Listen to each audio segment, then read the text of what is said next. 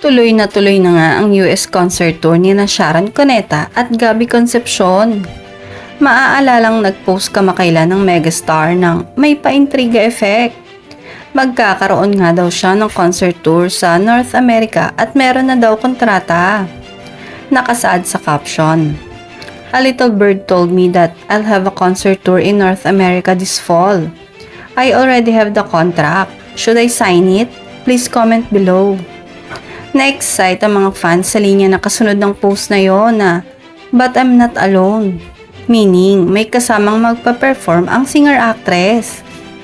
Inaayos na nga ang schedule ng Dear Heart Concert USA at nakakasana ang October 27 show ng Shagab Love Team sa Saban Theater, Beverly Hills, California.